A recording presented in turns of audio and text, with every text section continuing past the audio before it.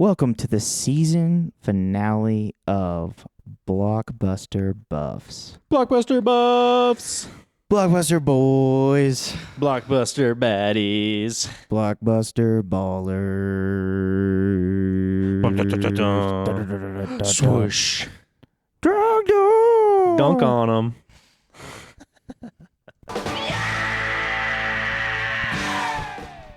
We are here with our friend Spencer.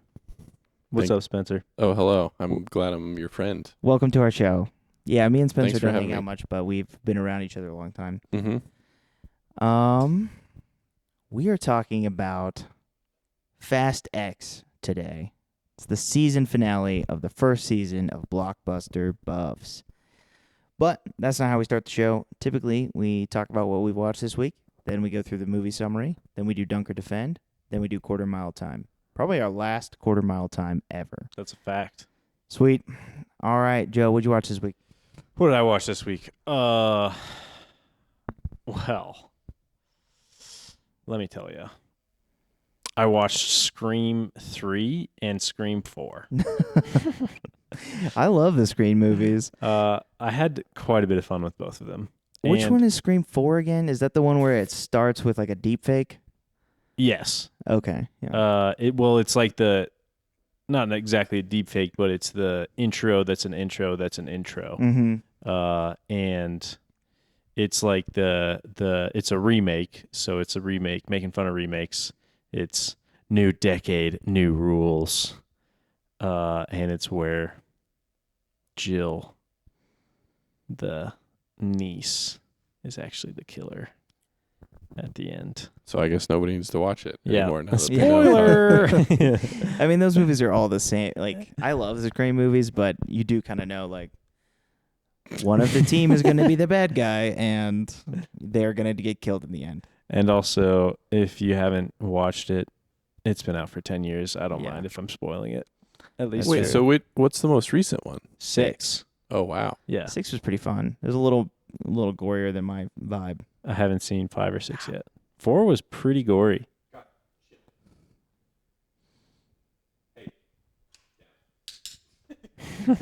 I got a dog just really wanting affection the whole time. We'll manage that as we can. Other than that, Careful, dude. what else did I watch? Not a whole lot. Watched some TV. Sweet. That was about it. What you got? I watched a couple things. Most notably, I watched The Patriot again. Oh, wow. So good, man. Classic. So good. I really haven't seen The Patriot in, I don't know, maybe over a decade. Yeah. And it was a treat. Yeah. I believe it. I'm going to have It's to a rewatch pretty it. sad movie, though. Oh, yeah. No spoilers. Yeah. I never paid attention in history class, so I don't know how it ends. Have you ever seen it, though? I have, yeah. Yeah, okay. So that might help you figure out how it ends. Yeah. Did you watch anything this week, Spencer, that you'd like to share? No movies, but I am rewatching Brooklyn Nine-Nine other than the final season, which we won't talk about. Does the final season suck or something? Yeah, yeah. It's like How I Met Your Mother. Yeah, it kind of... And Game of Thrones. It was like rushed, and it was in the middle of COVID, and it got, it just, if the show ended the previous season, even though it was kind of a cliffhanger, it wasn't, they didn't intend to conclude it on that season, I think it would have been much better. But I'm not there yet. I'm still like middle of season 2, but it's kind of just while I'm doing other stuff, I'll have it on in the background and get a little laugh every once in a while. Yeah, like how you can just watch The Office without even watching it because you just Exactly. know what's happening even if Right. you hear it. I have that with, The Office and 30 Rock and stuff. But I haven't watched Brooklyn Nine-Nine all the way through, so I'll have to watch most of it and then stop at the penultimate season. I think it's 7. That's the final season. 6 or 7 maybe. Mm-hmm. Yeah, just don't even bother.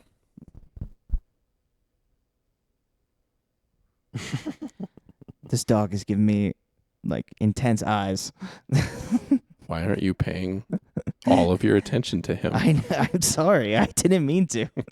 I didn't mean to abandon him like this.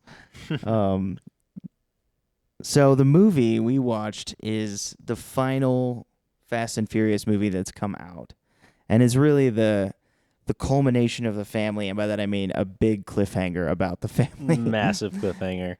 It's and I have seen it. This is the second time I watched it, but for the first time in Blockbuster Buffs history, we sat down and watched the movie, and now we're recording the episode.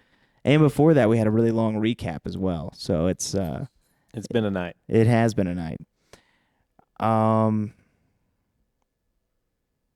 Why don't you kick us off with the summary, Matt?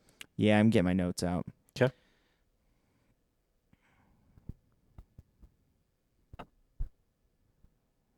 So, Spencer, Matt already brought it up, but the format of the show is, first off, we'll do like a rough summary and kind of not really give any critique throughout the summary, just give basic plot points for people who haven't seen the movie, who don't require homework. And then second segment is Dunk or Defend. We'll explain a little bit more when we get there, but that's where we kind of say, did it fulfill what it was intending to do based on the universe that it exists within? So not compared to all movies ever, but like the movie it was trying to be. Sure. And then the last segment is quarter mile time, which is the ranking, and we'll explain that. That includes your personal, along with all other factors. Okay. Fast X is the greatest movie ever made in the history of time. It starts with a Fast 5 recap, which we already did once tonight, and we've already recorded an episode about Fast 5. But basically what it does is it inserts a new villain, Jason Momoa, Dante, into the events of Fast 5. His dad was Reyes, who they stole all that money from, and Hobbs shot in the head on the bridge. And so he is basically just like put into those scenes. So we get kind of his origin story, and then as that fades away, we see Dom's signature, I guess, what is it, a Charger? What's that old car he has? I think it is a Charger, yeah. I think he's always driving Chargers. It's an RT. Okay. Charger RT. Yeah, so it's drifting around in a parking lot, and then he hops out of the passenger seat, and you're like, wait, what? And Lil B is driving the car, Dom's son. They named him Brian for some reason, even though his Uncle Brian is still supposedly living in this movie, which is surprising. No clue where he is. But yeah, and then they start the movie with a barbecue, which is also kind of off theme. That is off theme. That's rewriting the script. Yeah, they're making all kinds of changes. Oh, so at this barbecue, we find out that they are just spies now, which is like such a breath of fresh air that they're actually just spies. Because it's been difficult to suspend disbelief that, like, why are these like car racers and like thieves doing all this spy stuff? Like, well, at this point they're just spies. They work for Mr. Nobody, and Roman is actually planning his first mission to Rome. He's very excited about it, and they're giving a bunch of flack for it. Dom's mom shows up for an inexplainable reason, or his grandmother. Yeah, I think grandmother, because he says it's Lil B's great-grandmother. Yeah. Like, she just talks to him and is like, I'm so proud of everybody, and you guys are inspiring, and then just, like, moves on, and she's just not important in the movie after Never that. seen again. And apparently has been looped in on what they've been doing for the last 20 years and is totally cool with it. Yeah, it's so weird to get, like, a matriarch in there. I mean, I'm assuming she's there to eventually fight Helen Mirren, but... No, they're family. They would never fight. Okay, so yeah, they go off on that mission, and then Cypher shows up at the house. If you guys don't remember Cypher, she is Charlize Theron from 7, 8, and 9. She is bleeding, and she pulls up in the new electric DeLorean. Dom holds back trying to kill her and listens to what she has to say. Stop. You gotta stop, man. Don't bite my foot. Yeah, so listen to what she has to say. And what she has to say is that Dante, she met the devil, and she's really disappointed because she thought the devil was her. And who it really is Jason Momoa, who comes into her, like, bad guy lair with basically 2 dead henchmen, and then just like threatens her and takes all of her men because he's like kidnapped the parts of their family, and her men all turn on her, and she barely escapes alive and meets with Dom. And it's that next morning they realize that the mission that Roman's been planning is actually a setup. But Roman and that part of the team are already in Rome. They're starting that mission. They're about to start that mission when they realize it's set up. Yeah, total radio silence on their end as well. So they can't contact them. There's nothing they can do. But then Dom, Letty, and Little Nobody, they're go out to Rome to try to find them and help them with this setup. So we get to let's see where we're at. Yep. So then we get to Rome, and they are just driving around the city looking for the team. And the team's just, they're performing their mission. They're trying to hijack a car, or they're trying to hijack a truck using other cars, which is basically what they do in every movie. And in this one, they jump off of a balcony, like Tej and Ramsey. Tej and Ramsey jump off of a balcony on the top of a car. They fill the car with gas using some like little RC thing. They knock out the drivers and pull them out of the car, and then they realize they were supposed to be picking up some type of munitions.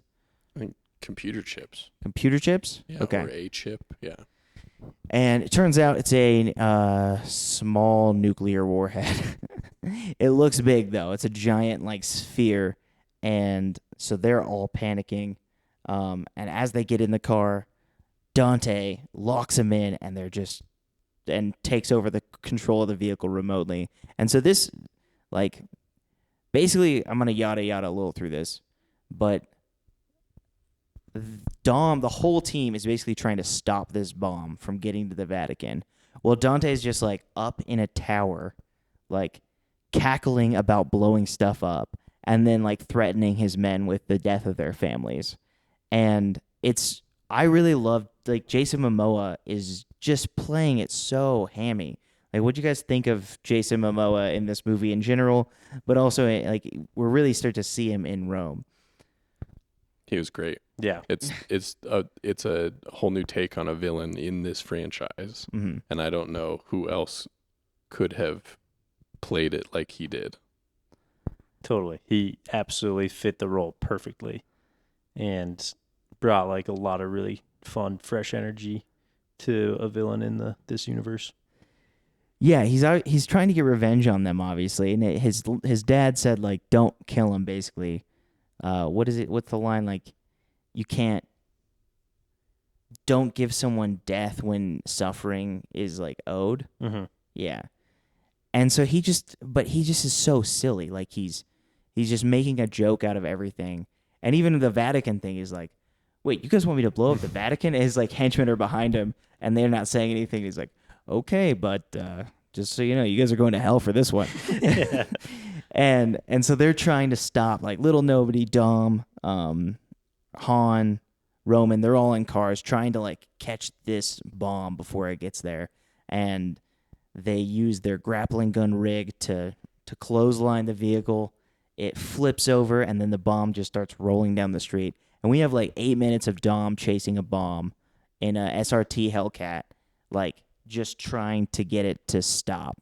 But it doesn't really stop. It just kind of blows up. It doesn't just blow up. It like catches on fire because it runs through like a gas tank or a gas station. And then, he like hits it with the car a bunch of times. It like knocks out a bunch of people. It's breaking through cafes. And yeah, it's a crazy... It's a really crazy situation. And this all culminates with the bomb about to roll across the bridge into, I guess, the plaza of the Vatican. And Dom jumps his car off of like a pallet and then hits a crane. And then the anchor weight from the crane spins around and knocks the bomb into a river. And then Dom hits the side of like an off ramp and like lands perfectly upright in his car and drives away as this bomb explodes. Like, I don't know, 200 yards from him. And it's a pretty insane situation. And then outruns, he's got a downshift so he can go a little faster, but then he outruns the shockwave of the bomb when all the other cars are getting flipped around and stuff. So, man, that American muscle can really save you. Unbeatable. I just thought that would get our energy back. There you go. Is flagging a little bit. But for real, like, it is an absolutely insane thing to have happened. And then also, like, it's almost too unbelievable, but oh man, there's something about it. It like kind of works in this movie.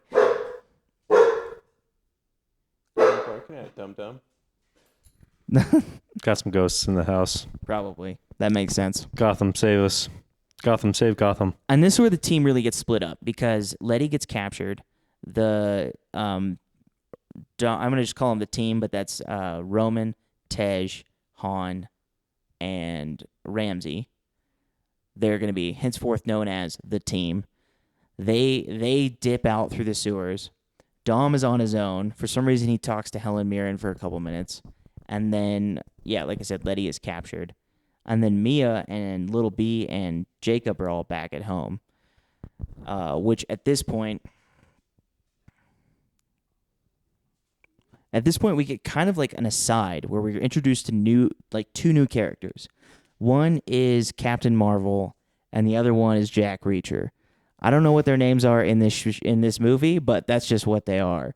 I guess it's Brie Larson.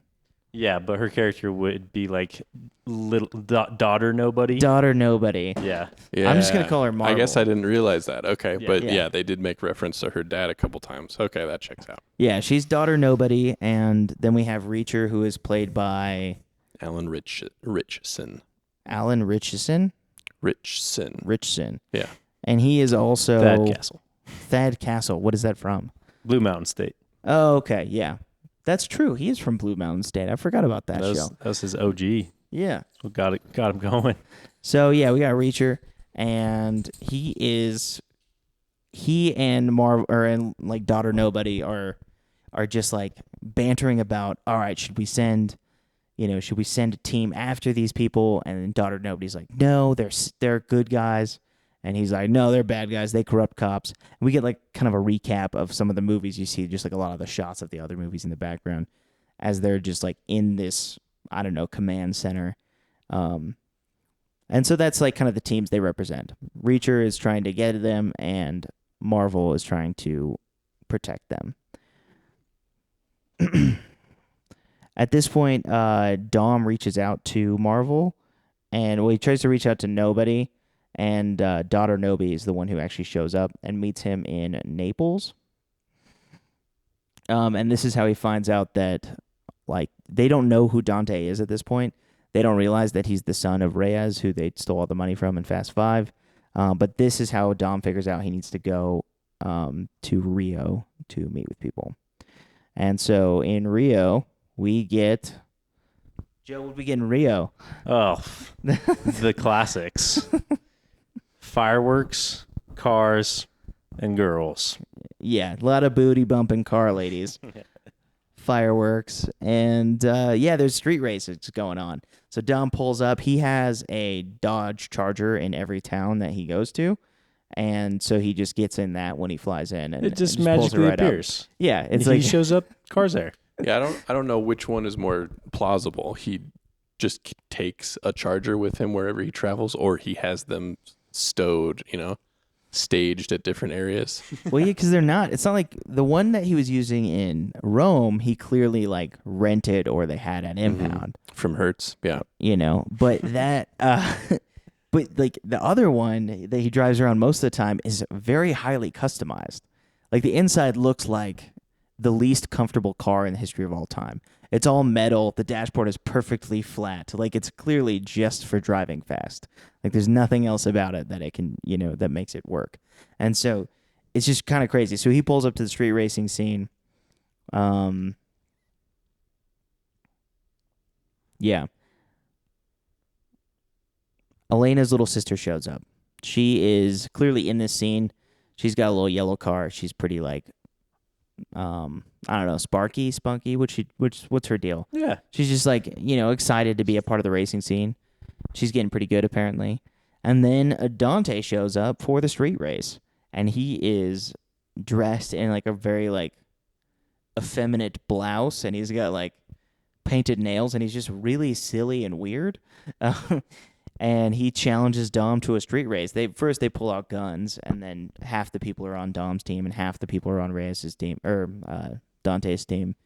And so like, let's just race this out.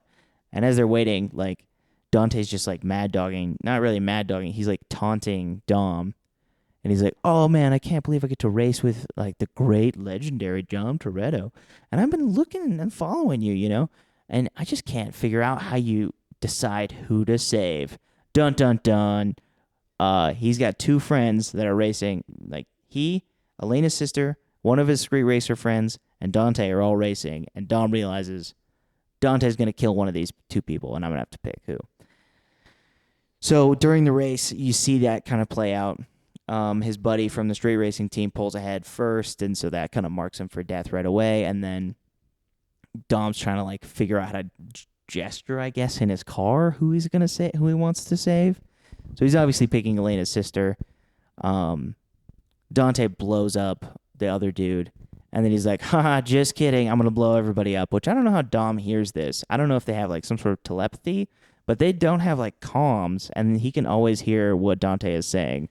Well, I think he's just like realizes that that's the case. Like He's just intuiting it? Yeah. Okay. So he flips over Elena's sister's car, and the bomb falls off the back, and then he pulls her out of the wreckage. And then Dante just is like, I beat Dom in a street race, when it's like, I mean, technically... just drives away. he just keeps on going. No skin off his back. He's ready to go. Meanwhile...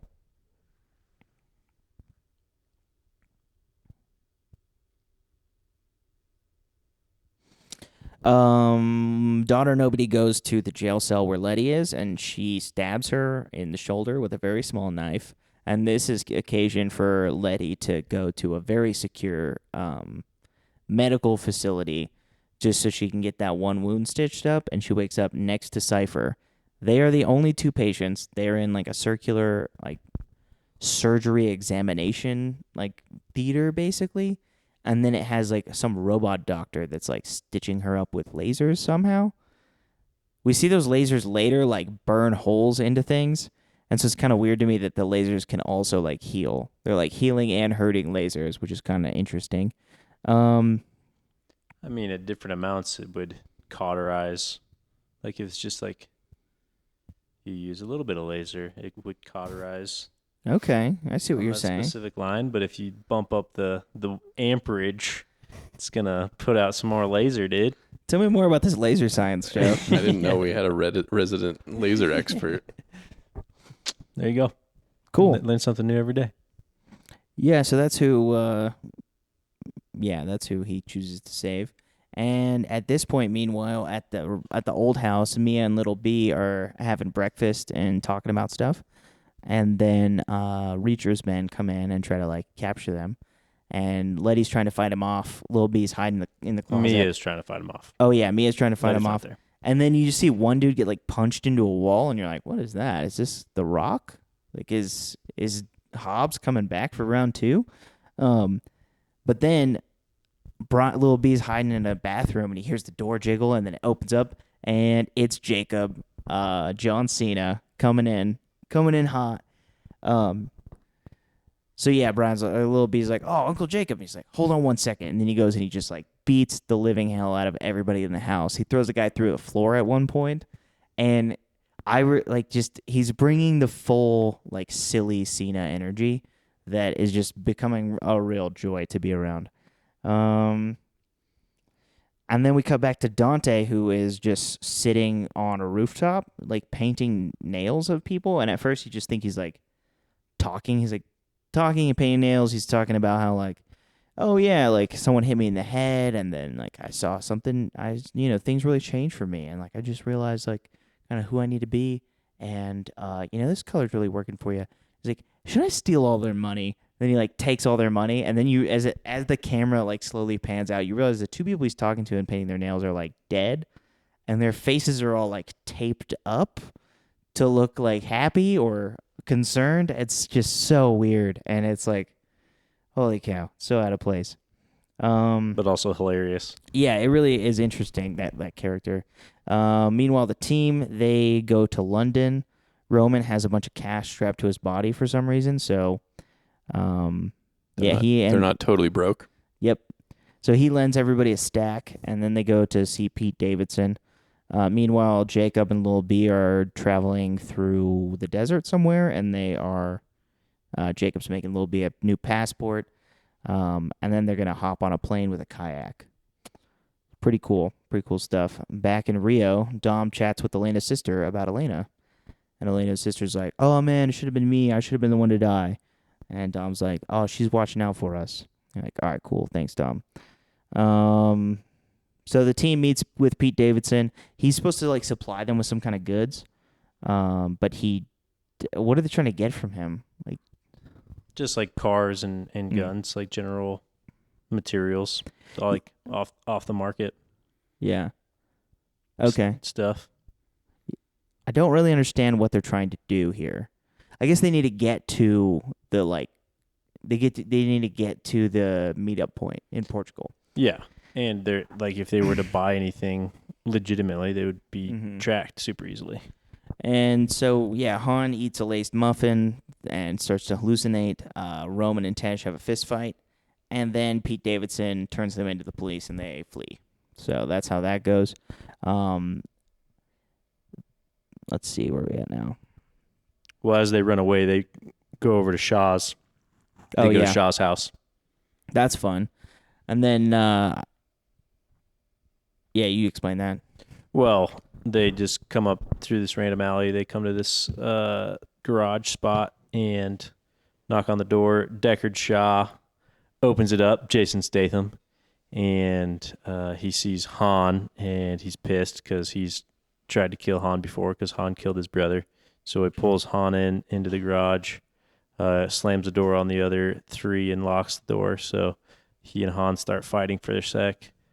The other three are hacking in. Ramsey's hacking into the door, and Han's trying to explain to Shaw that they're there to like work with him. They're not there to hurt him or anything.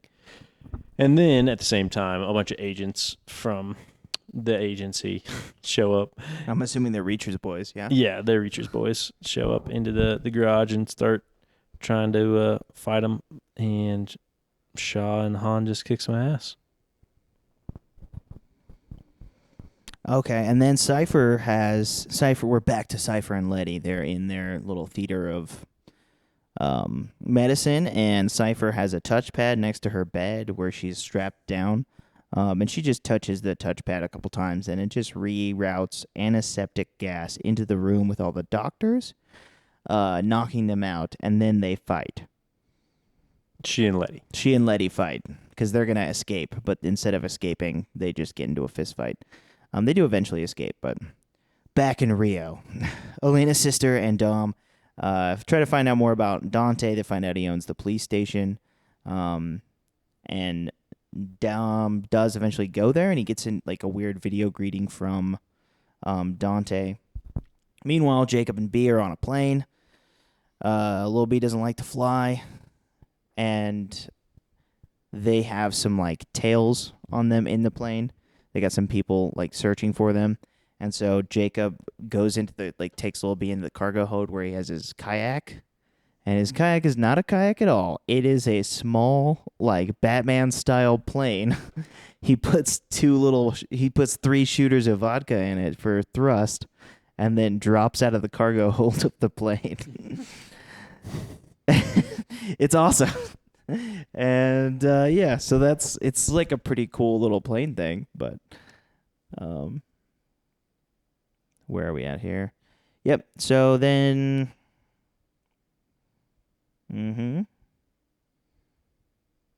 Yeah, Shaw leaves to protect his mom, and then also they see, using some of Shaw's tech, they see that Dante has bought like an army basically to attack like anybody who has ever helped the Fast and Furious family. Back in Rio, Dom is caught at the police station after he sees the cool little video, and Reacher is just like taunting him in the van, and he's just like, "Man, you should have seen this coming. The era where one man behind the wheel of a car can make a difference is dead. It's all AI and all this." And Dom's just like, "Well, you should buckle up, man." And he's just like, "Whatever, dude." He's like, Dom like buckles up and he grabs his side. He's like, "What are you doing?" And he's like, "Preparing for what's coming." And then Dom puts his foot in Reacher's chest as the car like blows up and flips over. And apparently, Dante has been tracking them and blew up their car. So this is like a fight on the bridge. This is where Dante was when his father was killed as well. And so this is kind of like a reunion time. Dante and like starts to shoot up their car. Reacher and Dom and all of Reacher's men come out. Reacher finally throws like Dom a gun to help out. Dom does a cool stunt with like he takes a Mustang that's like on its side and like rigs up the gas pedal and then like lifts it and like lifts it back onto its wheels and it like runs into a bunch of people. It's pretty epic. Yeah. He just picked up a car. He really did. It's pretty crazy. And with one hand, too. Doesn't even use both hands. He just used one hand. That's all you need, really, to lift cars.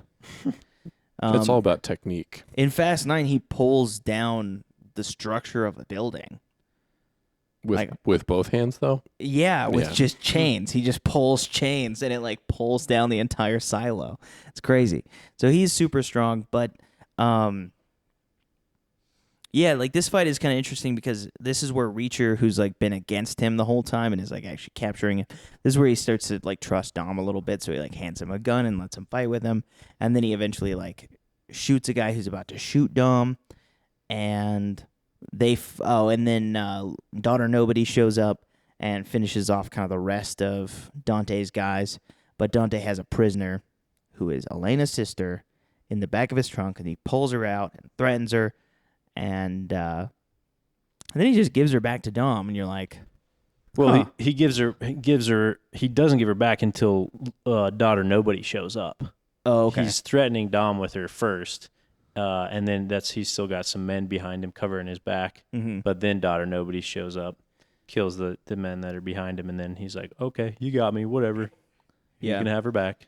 It feels like a little bit of a I don't know, a little convenient that he would just give her up, but then you see he kind of has other plans in mind. Really, he just wanted her to be there so that way she'd be in danger. Yep. And so him and Dom have a little bit of a fist fight, and he breaks out one of Dante's teeth, and Dante calls him a butthole for it.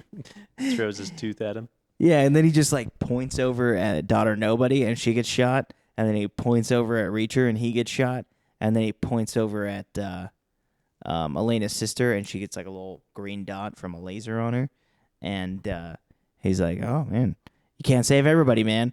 And then Dom tries to save Elena's sister, which distracts him long enough for this is where Dante gets the God's Eye from Daughter Nobody, who just keeps it on her phone. Like a little Game Boy Advance. It does look like a Game Boy Advance. I was thinking more of like a PSP when those first came out. It definitely folded, so it was folded? definitely a Game Boy Advance. Okay, more like the Advance. You got me I on know that my one. handhelds. That's fair. I'll concede to you on this one. Jacob and Lil B get to a safe house in Portugal from their little plane. It's like in in some sort of cavern, like a mine shaft. And then, Tej and Roman and the rest of the team get on a plane, also heading to Portugal. I'm assuming they got some sort of resources from Shaw. And Tej and Roman have a little heart-to-heart where Roman's getting down on himself, and Tej is like, "Yeah, like we give you a bunch of shit, but like you're taking responsibility for your actions. You're paying for our way. Like you're a real leader, Roman." Which I'm like, not really, but I'm glad that it's a nice sentiment. I'm glad that you're making him feel good about it and all that. So the bad guys show up at the Portugal safe house before Dom or the team can get there. Jacob flees in his little car that has two like tank cannons on either side. And then him and Lil B just like blow up a bunch of cars with these like cannons on his car. And I really thought about it in the moment because like this kid is like maybe what, 11, 12? Yeah, maybe. Okay. So he's sitting there with his uncle. They're fleeing from all these guys. He doesn't know where his dad is. And then Jacob just like looks at him. He's like, all right, let's do this. And has him pull the lever to like shoot 2 rockets. And like now this 11-year-old is a murderer. Yeah. And it's fine because they're this, if anything, self-defense, it's this, I guess. But it is also kind of like, hey man, why don't you just pull that lever? You don't need to make him be plausible deniability. Starting them young. be like, hey, and remember when I murdered those 2 people? I just blew Toretto's up this car. Toretto's get started early. Mm-hmm. Yeah. Help me out, Joe. Well, from here, Jacob and Little B are driving through the streets. Reacher is flying into the city with Dom at this point, and they're like, there's not a landing field anywhere close. Dom's like, I don't need a landing field, just fly over the highway. So they fly him over the highway. He drives out the back of the plane in his car, drops 100 feet onto 2 of the chasing vehicles. His car's designed for that, though. For sure. And then he drives up and sticks with Uncle Jacob and Lil B. Yep, they're driving around. Yep. Dom does get hit with some grappling hooks from helicopters, so that's slowing him down. And Dante pulls up in his like little, I don't know what kind of car he's got, but it's like kind of like burgundy. It's a really cool looking car. It's super old and burgundy and pretty sweet. And so he's trying to like catch up with him. His goal is to take Lil B alive. And Jacob's cannon system jams, and Lil B hops out the top and tries to fix it, which Jacob didn't ask him to do, which is good because that would have been a real bad uncle move. But he's like, "Hey man, like be careful. Like what are you doing?" And then he gets the cannons to work.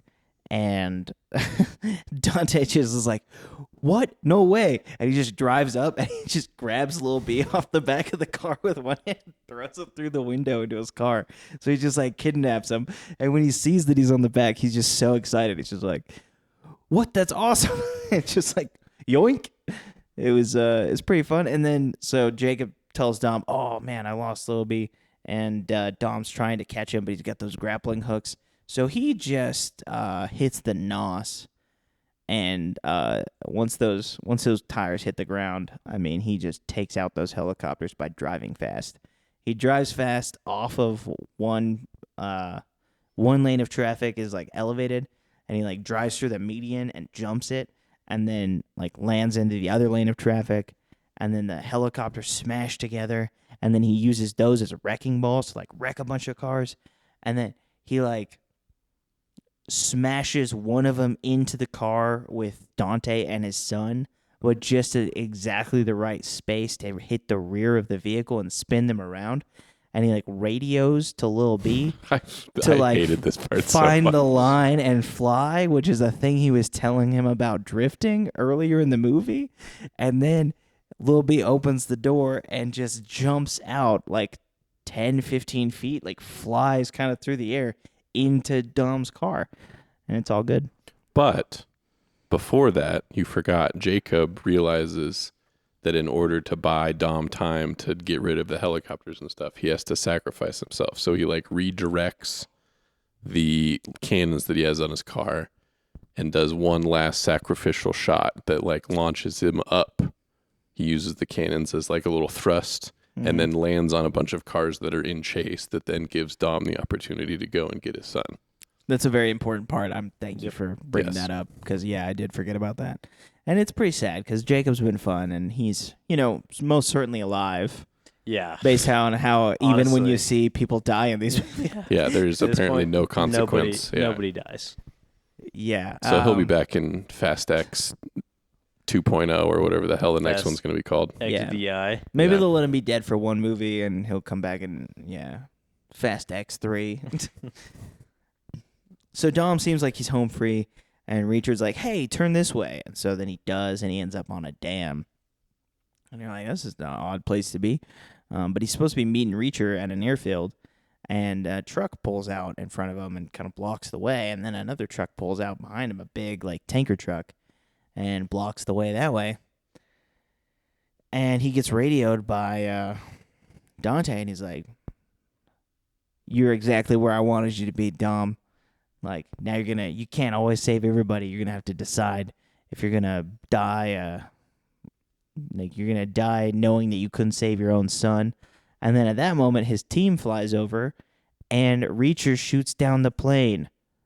Oh no, Reacher's been a bad guy the whole time. What? Flashback. He's in the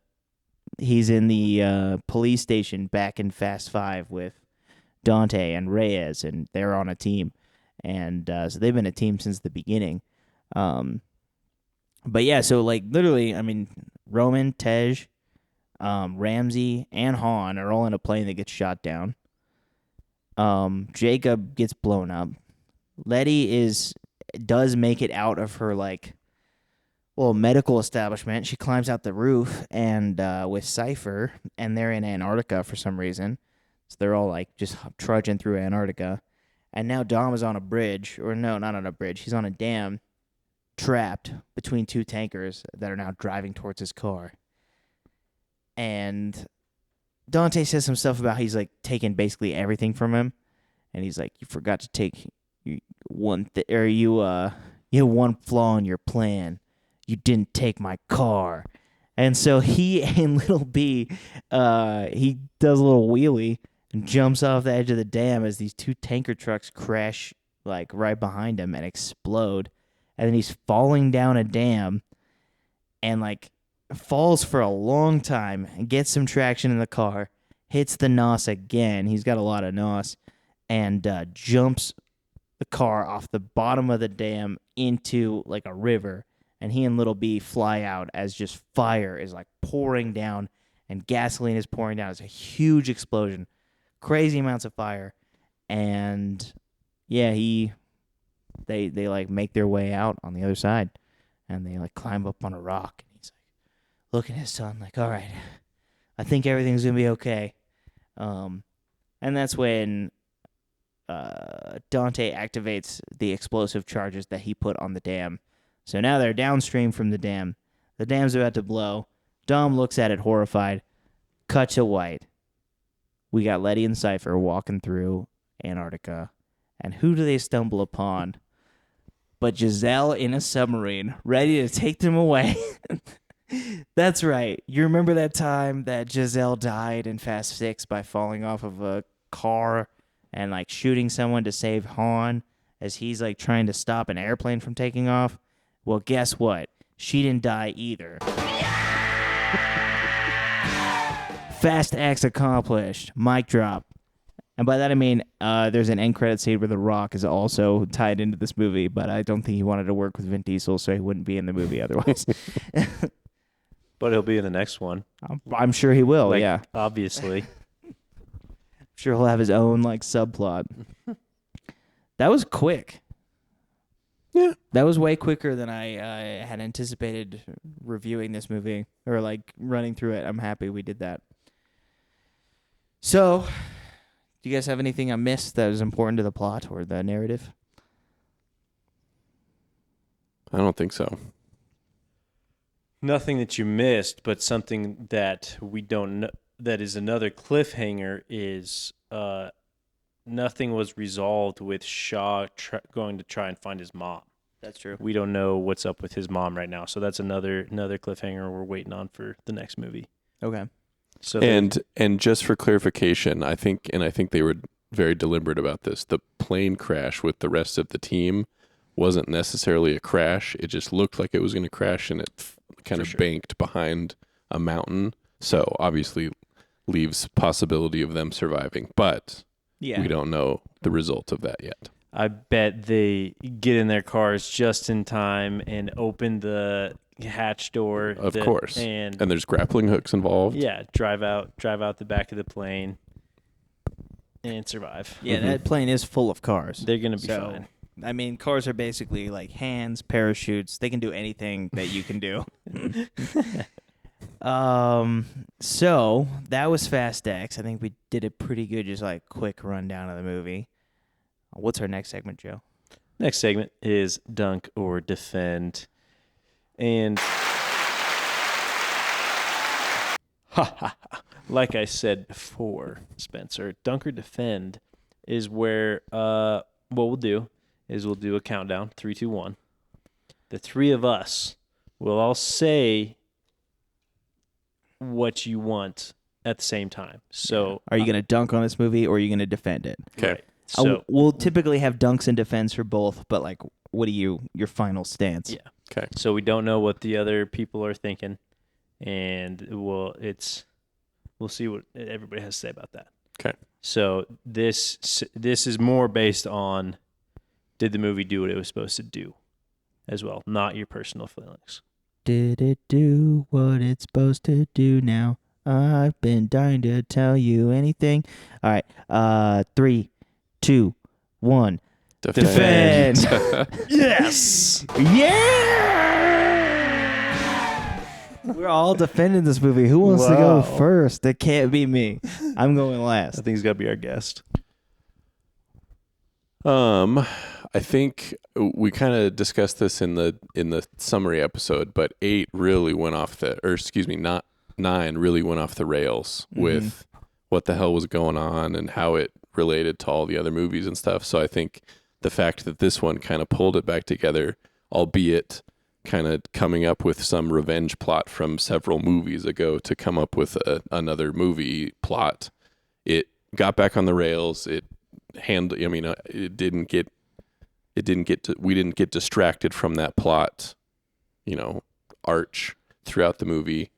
And there was, Jason Momoa was a great new character that kind of took a new approach to a villain that was entertaining and great, and he did a good job. And then, it was just a family reunion, a literal family reunion. Everybody that could showed up in some capacity.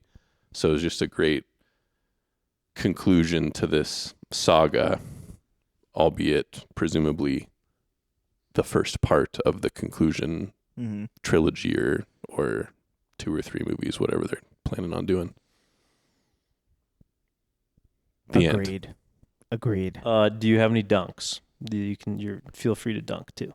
I mean, if you've suspended your disbelief at the beginning of the movie, there's not really many dunks. But if you haven't, there's all sorts of dunks. There's so many stupid parts. How is Lil B just okay with what the hell, everything that's going on? And how is everyone else okay with this, including this 10-year-old in their murder sprees and stuff? All the dead people coming back is pretty dumb. There apparently nobody can die, which was a huge reveal when Han showed up at first. But then that's just everybody who's died is going to show up in a movie or two. That's pretty dumb. Yeah, I could pick it apart if you gave me enough time, but overall, I will defend, and I'm glad they kind of pulled it back together after the cluster that was F9. Yeah, F9 was brutal. Do you want me to go? Do you want to go? I'd love for you to go, Joe. All right. Well, first and foremost, my defense is Jason Momoa. He freaking crushed this role. Momoa. This might be his best role of all time. It was so good. Strong words from Joe. But do you think, I'm wondering how much of what other characters he's played influences people's opinion of him? If he hadn't done all of his previous roles, would he have filled this role so well with so little? He didn't really do much. He was just kind of a goofy, dressed effeminately and was kind of, flamboyant or whatever. But I think it's only because that's such a staunch juxtaposition of what his other character, like Drogo from Game of Thrones. Sure, and like, Aquaman. Yeah, Aquaman. Yeah. So So I wonder whether they knew that and played into it, or it just happened to work out like that. Well, I mean, when you have a franchise this big and you can hire whoever you want, part of who you hire is based off of their own personal lore. Sure. Like the celebrityness, the celebrity status of these actors gets carried with them no matter what. So that's what the producers are banking on. Sure. Is for people to have a cultural idea of these different people, and then to have them inserted into this, like you're bringing all that with you. So I think it's a both. It's like he's playing a role that's pretty different than most of his other roles, but you also get to see him be a much more comedic character than he hardly ever plays. Like, he is very rarely this funny. Yeah, even Aquaman, you see some of his humor come through, but it's clearly like stifled by the movie. Totally. And in Aquaman, it's almost like awkward at a lot of times, whereas this was like supernatural. Like, his acting was actually great. When you see videos of him like on Instagram, this is like turned up to 11 how he jokes. Yeah. Like, I think he clearly had some real say in how this character acts and who he is. For sure. Other than that, I'd say I'm glad they brought back some solid racing, especially in Rio. Yeah, there was no race in Fast 9. Damn. It's the one movie with that one. Yeah. Dropping the ball there. Really messed up. There was a lot going on. It was hard to keep track, kind of all the different storylines. But I will say I did enjoy everyone's performances overall for the most part.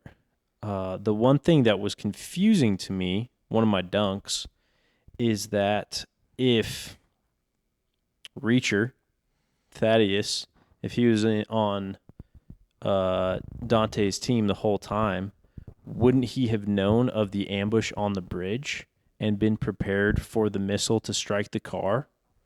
Like, he was playing totally oblivious, and Yeah, he could have got really hurt. yeah, If it totally. wasn't for Dom's foot in his chest. Right, like Dom totally like probably saved his life. And two, like, why would he throw Dom a gun if he's on Dante's team? So that was like, Their plan did hinge on Dom trusting Reacher. So it makes sense why he hit him with a gun, but you're right about the other one. That was like a real genuine plot hole. yeah. Huh. Yeah, I didn't think about that. Yeah, so I defend. You have more dunks than defends, Joe? You got any other things to talk about in the movie, too? We can come back to me, but No, I want to... well, I just can't think of anything at the we can moment. come back to you then. Go for it. So I think I'm just so passionate about the Fast and the Furious, and I found that they just kept getting better after 5. Like, they got more ridiculous, but the characters became like cleaner and punchier, and the ensemble really like meshed together up through 8.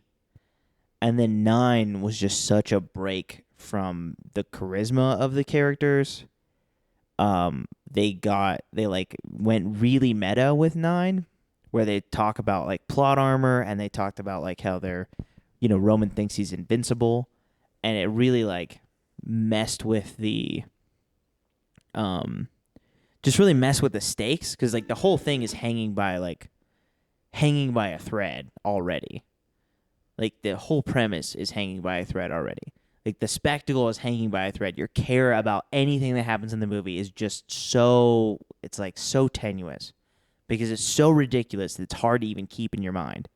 But like, their passion and their seriousness and their like intensity keeps you in my experience. That's what I think makes the movies work, is that you care about these characters, you care about this family, and them doing ridiculous things. Like, they had kind of the potential to die, or at least they thought they did, even though you knew they didn't. Um, and so even though they brought back Giselle at the end, which is my least favorite part of this movie, I defend this movie because they seem to have like returned to that premise of like they know that they're taking their experience seriously. Like they're taking their relationship seriously. They're taking their stakes seriously. Like, and also the like trying to describe what happens in Fast 9. Like, I don't know, like a doohickey is gonna do something. Like, I don't even know what the motivation of the bad guys is, but like this movie had like a clear bad guy with clear motivation, and even though he's chaotic and weird, like they actually did make it more grounded, even though it's as the stunts are as ridiculous as ever, maybe even more so. But the actual plot is more linear. Like there's 5 of them happening at once, but they're all fairly linear, and it's just way easier to follow. Like when I wasn't taking notes on it and I was just watching it, I was never lost. Like trying to re-describe it is not always easy because you're bouncing between 5 different things, but like it's just so much better. So that was really encouraging. And then, like you said, man, Jason Momoa is just so much fun. Like he just made me laugh like the whole time, and like just watching this movie, watching Dom like do his little racing or like fighting the nuclear bomb, like I'm just literally smiling ear to ear the whole time watching it. Especially the first time I watched it, it's like holy cow! Like thank you for making this movie for me, guys. I'm just so happy to be here, and I'm just glad to be a part of it. And then he's just like painting nails of like dead people, and you're like, like you're an insane person, and it's just like his villain character is so it's not totally fresh. I mean, it's just the Joker kind of. Like it's got similar vibes, but also like revenge Joker, which is interesting. But yeah, like it's so fun to see that character like we've had so many serious villains like Shaw and then Cypher and then Jacob and Cypher, and they all just scowl and stand ominously in their little like tech rooms and then like talk a big game or like do that, and this guy's just like out street racing, having fun, wearing blouses and painting dead guys' nails, and he's like doing a lot of crafts and like making up these like murder dungeon rooms that have like projectors set up. He's just a very artistic kind of dude, and it's fun to it's fun to see. It really like brings a lot of life to the movie, and my dunks are that I don't think Vin did a great job in this movie. I think this might be his worst acted movie out of the franchise. He didn't have a lot to do, so it didn't really matter. Like, he just kind of flexes, but he just had so much, like, cheeseball lines, man. Like, I don't know if that's just the writing or if it's his acting or what, but, like, it felt so much cheesier whenever he spoke. Like, it almost, like, changed the tone of the movie. And then the fact that Han is back is fine. I guess it was in the last movie, but the fact that Giselle comes back is just like, oh my gosh. Like, you can't just bring everybody back. I get it, Han needs a girlfriend, but like Giselle never did anything anyway. Like the only time she did anything was the time she jumped off that car and shot 2 people to save Han. That was like the most she's done in this whole franchise. And she died doing it, and now you're just like kind of taking that away. So that's frustrating to me. Right, it makes it, I mean, obviously it's already hard to like take the movie seriously, but when you just there's like zero stakes, that makes it even harder. Yeah, it definitely does a little bit of what Fast 9 did, which is just kind of remove. Like, there's no real consequences to anything, guys. Yeah. Like, you can just set off a nuclear bomb in Rome, and it's fine. Right. Like, it's totally fine. Odds are Jacob is going to come back to life in the next movie or two. Yeah, and like part of me hopes not, because I'm just sick. I'm just sick of it. And it takes. I mean, the whole point of his sacrifice is then diminished if there was no consequence, and it's getting out of hand. Like now I'm scared they're going to become self-aware again and just make a joke about, oh yeah, everybody comes back to life, or was never dead in the first place. It's like, well then what the hell's the point? Yeah, at least Han, like his death was first it was an accident, then it was like an attempted murder. And also, like, it wasn't him, like, accomplishing a goal. So like him coming back wasn't quite as much of a betrayal, but it's like Giselle, like she died saving Han's life. Yeah. And it just kind of sucks that she's back. Like it's not that I don't like Gal Gadot and don't want to see her around, but it's just like, come on, man. Like, and how could you, like how at what point how do you defend these people disappearing for a little while and like leaving their best friends and never telling them? I just needed a vacation. Yeah, and like Letty did the same thing, but she, and they did it with her, but she had amnesia, so it felt more organic, I guess. You didn't actually see her die, which we saw Han die in 2 separate movies. You actually saw Giselle die. I guess she fell into blackness, but yeah. So I am a little worried, like you said, that they're just going to pull that same crap. But this movie, overall, I was so thrilled by it. Could not be happier. Yeah, and it definitely I mean, like we mentioned, there's like 3 or 4 separate cliffhangers setting up at least one more movie to hopefully resolve all of them. Yeah. All right, well, that's our Dunker Defend. I mean, we all defended it because it's awesome. Let's give it a quarter mile time. So, Spencer, the quarter mile time is just your ranking. It's kind of 1 to 10, but it's actually 10 to 20, 10 being the best, 20 being the worst. If you go past 20, that means it's a real stinker. I don't think we're going to have that problem on this movie. This is kind of taking in your feelings about the movie as well as the quality of the movie. We're still not trying to compare it to every movie of all time, but kind of like in its genre, your love of it or your dislike of it plus its quality. I guess we'll just, I'll go first. I'm going to give it 11. I think that's our highest ranking thus far. I haven't given anything a 10. Did we give Italian Job a 10? We did. Yeah, I'm going to give it an 11. It's not the Italian Job, but it was so fun. I mean, I was so delighted by it. I was delighted by Jason Momoa. I've talked about it already. But yeah, I love this movie. It was really good, and everybody should watch it. Just remember, it's a specific genre of like spectacle. It's not a drama. It's not a comedy. It's a spectacle. So you got to be aware that that's what you're getting going in. Know what you're walking into. Yeah. It's a classic summer blockbuster. Lots of explosions. Blockbuster buffs. Blockbuster buffs. Joe? I'm going to give it... a 13. 13. Respectable score. Yep. I also had a lot of fun with it. Greatly enjoyed watching it.